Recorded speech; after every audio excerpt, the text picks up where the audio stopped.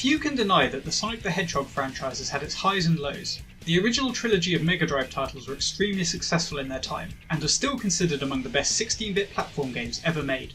More recently, Sonic Colors, Generations and Mania have all received very positive responses from both critics and fans. Yet despite these gems, the series has been plagued with some utterly terrible games.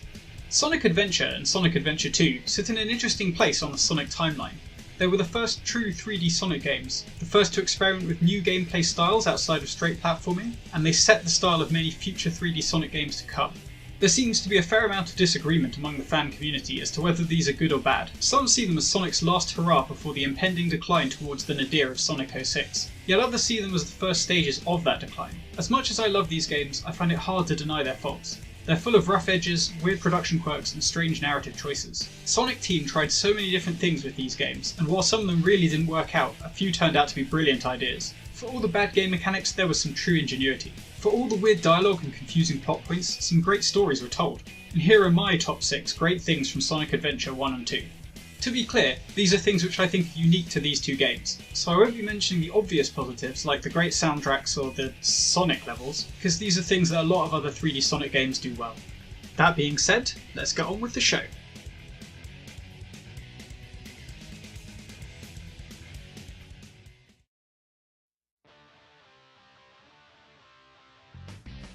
In order to achieve 100% completion in Sonic Adventure or Sonic Adventure 2, you have to complete each level multiple times, fulfilling different challenges on each playthrough. The first challenge is always just to reach the goal, but subsequent challenges require you to do things like collect a certain number of rings, find a hidden item, or complete a course within a certain time limit. The time challenges are deviously hard, as they often demand that you finish a level within a crushingly tight time limit. I spent ages trying to perfect my time, dashing through stages without taking hits or losing momentum. Yet no matter how hard I tried, I could never meet the time limits of some levels, and that's because it was impossible by any normal means. The time challenges require you to exploit the game's engine and effectively cheat your way through the stage in order to make it to the goal in time. Take a look at this video. The player spin dashes in exactly the right place, at exactly the right time, in order to land on the bridge, thereby cutting valuable seconds out of the level's playtime. It's only by using these exploits that meeting the objective is possible. Exploiting a game's design in order to finish a level super quickly is a staple of the speedrunning community. Expert speedrunners can finish games in hours less than the developers intended by making use of shortcuts and glitches. The speedrunning community was alive and well in 1998 when Sonic Adventure came out, but even today there are few examples of a developer encouraging their players to exploit game design in order to speedrun courses. Introducing these tactics as a core aspect of Sonic Adventure was an innovative move that enabled players to feel a little bit more like Sonic by breaking the rules and going faster than possible.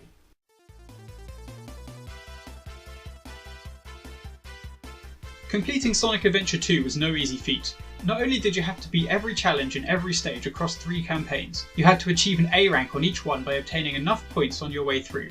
Add to this the various minigames and the Chao breeding, and 100% in Sonic Adventure 2 begins to look like quite an endeavour. Those few who did manage to collect every last Sonic emblem were given quite a reward, however. Players unlocked a secret bonus level modelled around the Green Hill Zone from the very first Sonic the Hedgehog game. This 3D reimagining of Sonic's debut was a sweet homage to Sonic the Hedgehog, complete with enemies and textures programmed exclusively for this level. In truth, I think this is what we Sonic fans really wanted the most. Forget stomping around in a walker and screw hunting for shards of the Master Emerald. Give us some classic platform action and we'll be happy. And it was what we continued to want. Through Shadow the Hedgehog's weird experiments with guns, through Sonic Unleashed's horrendous Werehog sections, through just about every second of Sonic 06. We just wanted more 3D platforming like in the Green Hill Zone from Sonic Adventure 2. It wasn't until Sonic Generations some 10 years later that our prayers were answered and we got an entire game of classic Sonic levels redesigned from current generation consoles. Sonic Generations was seen by many as a fantastic return to form by Sega, but its core concept of reinvigorating old Sonic levels was right there in Sonic Adventure 2 the whole time.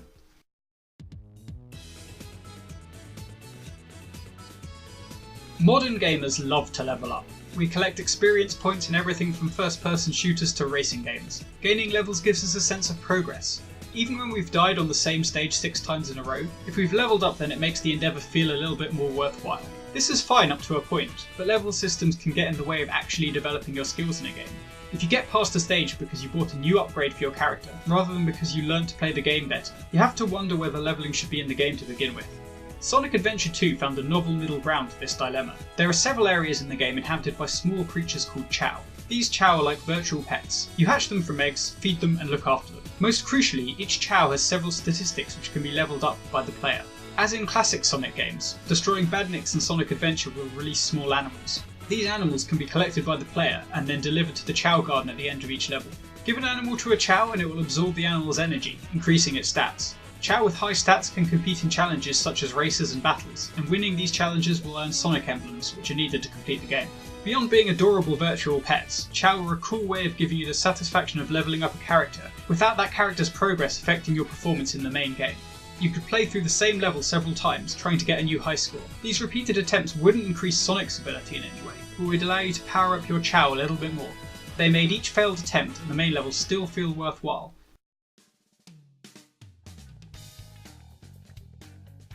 Amy Rose's first appearance as Sonic CD was of little consequence. She gets kidnapped by Metal Sonic and is whisked away to Little Planet until Sonic can rescue her. Amy's character was dramatically rebooted in Sonic Adventure, becoming a core member of the cast and the star of its most interesting plotline. Amy starts out as we would expect, pining over a reluctant Sonic and reminiscing about the times that he'd rescued her in the past. She befriends a flicky bird who has lost its family on the streets of Station Square, and the pair are then chased down by one of Eggman's robots. She's captured and then rescued by Sonic, and then captured for a second time. Amy and the Flicky are taken to the brig of Dr. Eggman's airship, the Air Carrier. In the brig she's threatened by another of Eggman's robots, the gun-wielding E-102 Gamma, who wants her to hand over the bird. She stands up to him and eventually persuades him to release her. After escaping from the Egg Carrier, again with the help of Sonic and Tails, Amy vows to be more independent and sets out to the ancient ruins to help the Flicky's family. Off the coast of the ancient ruins, Amy reboards the Egg Carrier and is once again faced with the robot who has been stalking her the entire game. Finally deciding that enough is enough, Amy fights and destroys the robot. In doing so, she releases the Flicky that was inside it, thereby reuniting it with its friend. From a gameplay perspective, Amy is one of the worst playable characters. She's less mobile than Sonic, Tails or Knuckles, and her hammer attack is much harder to use. Her levels see you constantly running away from a robot which you cannot kill. They make you feel helpless and constantly in danger. It's completely different to smashing through enemies as Sonic. Yet as Amy's narrative progresses, she grows and becomes stronger, and this culminates in destroying the robot which has menaced her the entire time. You as the player really feel her weakness, her strength, and finally her triumph throughout the campaign. Sure, we see other aspects of character development in Sonic Adventure. Tails finds his courage to save Station Square without Sonic's help, and E-102 Gamma learns who he truly is. But Amy's narrative stands out as the best story arc in the entire game.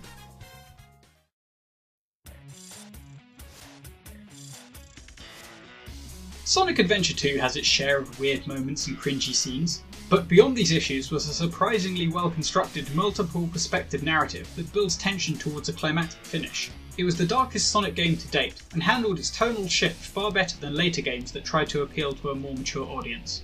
The grit is right there from the start. Sonic has been captured by the military, and the first level of the game has him escaping through the city streets. It's an explosive opening that throws players straight into the action. While it certainly sets up the high-octane pace that we'd expect from a Sonic title, it also hints at the darker subject matter that will build throughout the game. Sonic is no longer an unquestionable hero. He's a fugitive on the run, willing to do untold amounts of property damage and possibly even kill in order to secure his own freedom.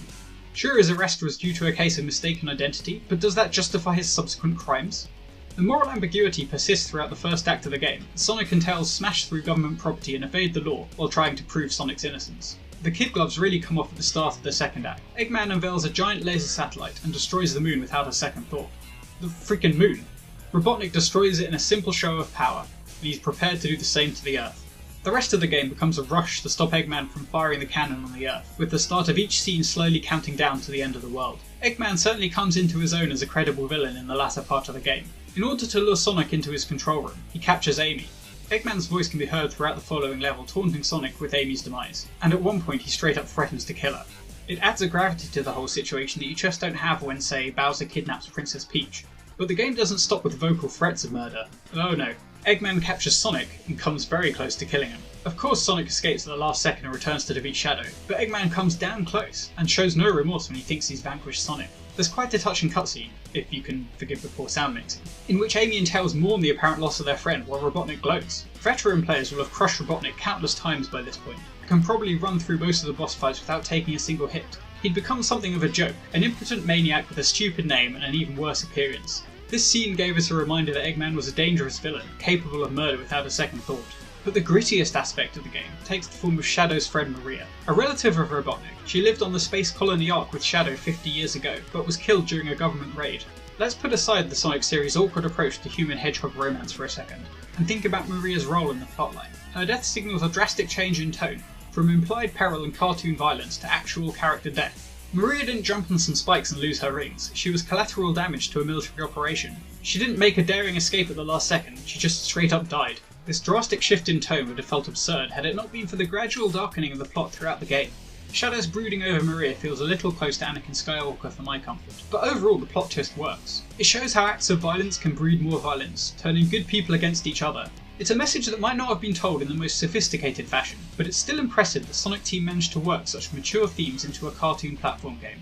I love Sonic Colors and Generations, but for all they improve on the gameplay, the narrative doesn't come close to the depth of Sonic Adventure 2.